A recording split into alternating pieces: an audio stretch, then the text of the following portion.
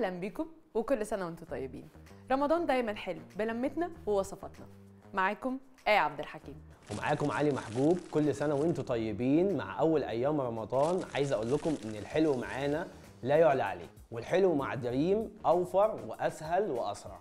النهارده بقى هنعمل ملكه الحلويات، ودي الكنافه طبعا، ولازم تكون موجوده على سفره رمضان لان كنافتنا في حته تانية ومفيش حد ما بيحبهاش. ما يلا بينا نبدا. يلا بينا.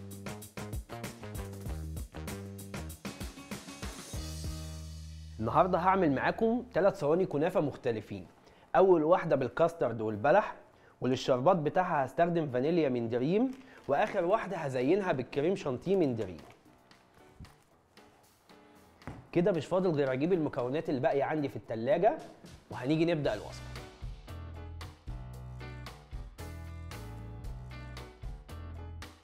اول حاجه هعملها ان انا بمسك العبوه وبقرا طريقه التحضير، علشان ده هيساعدني كتير ان انا اعمل المنتج اللي بيساعدني في الوصفه بطريقه سهله وسريعه.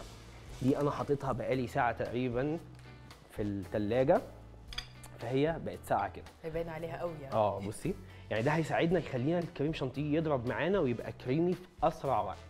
انا اول حاجه هجيب الكنافه دي كده هنا. انا هساعدك النهارده. يلا وكل الحلقات احنا الساده المشاهدين معتمدين عليك الرمضان ده. احنا اصلا هنعمل لهم حاجات خطيره سهله وسريعه وكمان موفره. الكيس ده بيعمل لنا كميه محترمه يخلينا نقدر نستخدمها للتزيين، وكمان ممكن نستخدمها في الحشوات. زمان اهالينا كانوا بيعلمونا ان احنا لو ما عندناش ميزان في البيت بنوزن بالكوبايه، فدي طريقه يعني لست البيت هي يعتبر هي ناجحه. كل اللي انا بحتاجه مضرب كهربائي،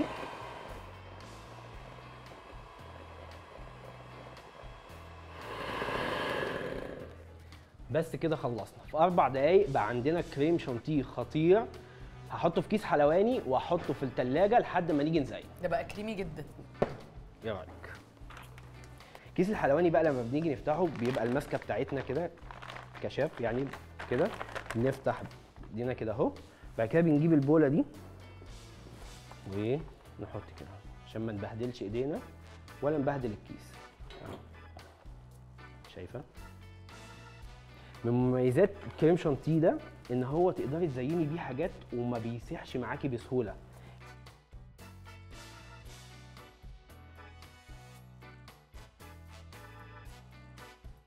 بصي طالعه فاضيه خلاص. يلا كده شايفين اكيد. كده الكريم شانتيه بقى جاهز يخش الثلاجه علشان ازين بيه.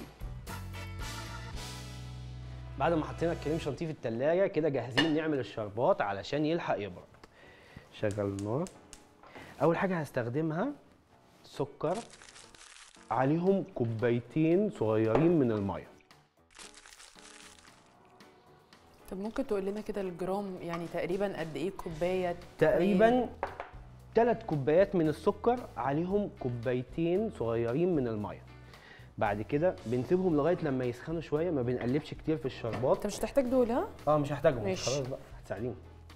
هنحط كيس فانيليا من دريم عشان يخلي طعم الشربات كده طعمه منكه، مش ميه بسكر بس. ايه ده؟ انا عمري ما شفت حد بيحط فانيليا على الشربات. دي خطوه مهمه جدا. احنا هنسيبه هنا على النار لغايه لما يبتدي يستوي. تمام. وبعد كده هنبرده، بس قبل ما نرفع عليه كده، قبل ما السكر يدوب، بعد ما السكر يدوب هنحط عليهم عصره الليمون دي معلومه الليمون دي. عارفه بنحط ليمون ليه؟ لا. عماله تقولي لي كنافه وحلويات وانا بقف مع ماما في المطبخ. لا يا شيف، انا قلت لك انا جايه اتعلم منك عشان اخر رمضان ابقى كسرت الدنيا في الحلويات. انا هقول لك على المعلومه دي وهقول للساده المشاهدين. احنا بنحط عصره الليمون عشان الشربات ما يعقدش ما يسكرش كده. بنقلب الشربات التقليبه المبدئيه كده زي ما احنا شايفينها كده، ما بنقلبش بمعلقه ولا مضرب علشان ما يكتلش ولا يسكر. وهنا بقى هضيف عصره الليمون وهسيبه يستوي تقريبا 4 دقايق على نار متوسطه. الخطوه الثانيه والاخيره اللي هتخلينا نعمل بقيه التجهيزات ان احنا نعمل الكاسترد. علشان اعمل الكاسترد هحتاج كوبايتين لبن كبار، مش هصبهم كلهم، هصب الباقي كده في بوله هدوب بيه الكاسترد. وبعد كده لما اللبن يدفى شويه هحط عليه الكاسترد علشان خاطر وانا بقلب على طول يبقى القوام كريمي وما ينزلش على اللبن يكتل. جايين هنا نحط بقيه مكونات اللبن. في كاسترد وفي شربات يا شيف، اللهم اني صائم. لا ده لسه في الساده كمان المشاهدين طم. دلوقتي هتلاقيهم يعني خلاص الحلويات اللي احنا بنعملها واحنا كلنا صايمين حاجه صعبه حاجه صعبه جدا. احنا هنا هندوبهم هنا اهو لغايه لما يدوبوا تماما. فاحنا محتاجين ان احنا ندوبها في حاجه الاول وبعد كده ننزل تدريجيا مع اللبن مع التقليب المستمر، مهم جدا. في نفس الوقت النار ما تكونش عاليه قوي لان الكاسترد والمهلبيه والحاجات اللي هي نفس النوع الحلويات ده بيلسع من تحت. بصي كله داب كده تقريبا. نسيب المعلقه هنا وهناخد المضرب والنار متوسطه وهنبتدي نصب تدريجيا. طب وفي قوام معين المفروض يوصل له؟ ده هوريهولك دلوقتي على ظهر المعلقه. احنا بنعرف القوامات من خلال التقليب المستمر، وكمان لما بنبقى عايزين نشوف القوام ده وصل لغايه فين من على ظهر المعلقه كده. ماشي. هوريها لك، حركه بتبقى لذيذه قوي يعني. كده الشربات خلاص غلي، هوطي عليه النار، هسيبه على نار هاديه كده لغايه لما يتقل ويبقى خلاص بقى قوامه متوسط. انا معاك، انا جاي اتعلم، احنا جايين نتعلم كلنا. طب انا هقول لك على حاجه انت ممكن تساعديني. قولي. عشان نخش على الخطوه اللي بعديها على طول. احنا ممكن نجيب الصواني اللي هنعمل فيها الكنافه اهي. انت بتحطي الكنافه كده على طول ولا بتدهني الصينيه حاجه؟ بدهنها زبده. الله او زيت. الله يعني ابتديتي تتجاوبي لا كده. انا عندي معلومات صغيره وعايزه يعني جاي اتعلم منك. جايين كلنا نتعلم منك. طب يلا خلاص كده هطفي النار وهدي اخر تقليبه كده. الكاسترد بقى جاهز. بصي القوام بتاعه ده كريمي جدا وريحته خطيره.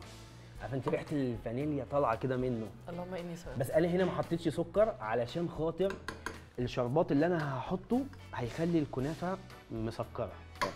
ناولينا بوله من عندك كده هنا دي. وهنستخدم احلى اداه بحبها، بس مش مكلكع، لان معظم الناس لما بيكلكع معاهم زي ما قلت لك في الاول كده ان هم بيحطوا الكاسترد على اللبن وهو سخن. طب انت عارف يا شيف واحنا صغيرين كنا بنعمل ايه؟ عارف. بس احنا ما بنعملش كده دلوقتي. احنا عشان كده صايمين. كده حشواتنا كلها بقت جاهزه وجاهزين نعمل الكنافه. بصي الكنافه دي لما بنكون جايبينها من عند بتاع الكنافه بتبقى كلها مشبكه كده في بعضيها. اهم خطوه ان احنا نقعد نعمل ايه؟ نفرولها. الله. لا لا لا لا لا لا عارفاها دي. اهو بصي كده اهو. طب يا شيف انت لما بنيجي نحط مش هتسالني الاول؟ هساعدك بس هسألك سؤال. لما بنيجي نحط الكنافه في الصينيه بيفرق سمكها؟ بيفرق طبعا سمكها على حسب ما احنا عايزين صينيه الكنافه دي هنقدم جواها ايه. كمان انا بعمل حاجه لذيذه قوي بتخلي الكنافه تستوي من جوه. انا بضيف مع السمنه معلقه سكر بودره على الكنافه وبقلبهم تقليبه محترمه كده علشان السكر لما بيخش لدرجه حراره بيكرمل وبيبقى يعني بيوصل السخونيه للكنافه كلها. يعني هو وبيفضل مخليها مكرمله كده ومتقرمشه ولونها حلو.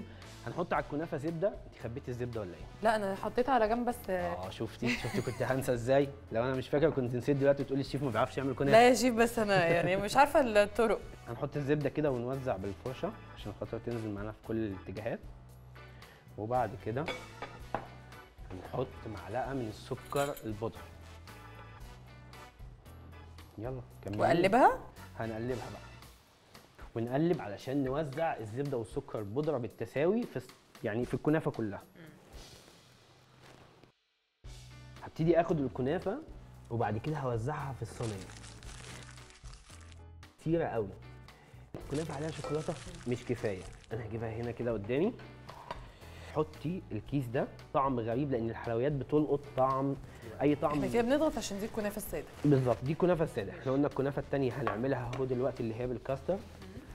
دي كده خلاص. هعمل الصينيه الثانيه دي زيها. ازود كنافه؟ زودي. هنعمل الصينيه دي، الصينيه اللي انت خدتيها نزلتيها تحت دي، شايفك انت اللي هتعمليها. انا يعني قلت لك هساعدك بس. اهم حاجه ان احنا نساوي الاطراف كويس قوي. احنا دي هنحشيها. دي هنحشيها الكاسترد كده. الطبقه الاولانيه خلاص بقت جاهزه.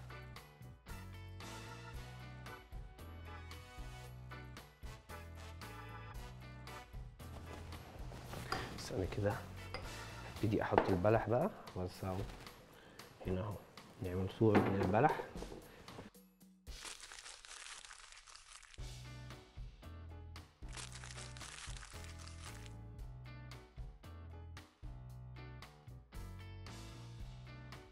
يلا بينا ندخل الكنافة على الفرن. طب انت المفروض نظبط الفرن على كام؟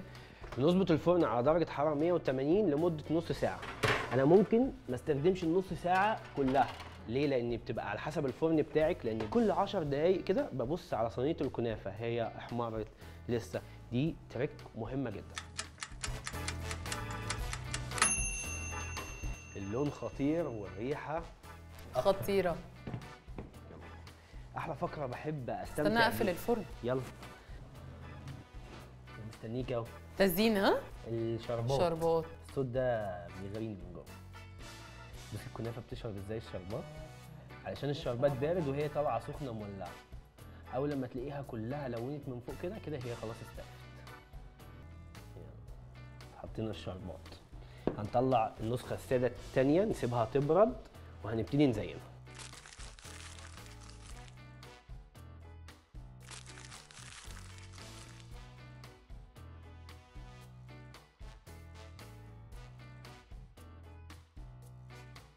حطيت الكريم شانتيه من النص، بعد كده هحط الفراولايه الحلوه دي.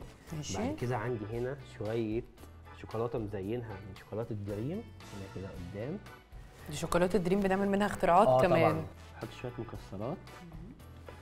هنحط كومبوت خوخ كده. دول احلى 3 صواني كنافه بعنوان الحلو ايه؟ الحلو اللي يعلى عليه. الله.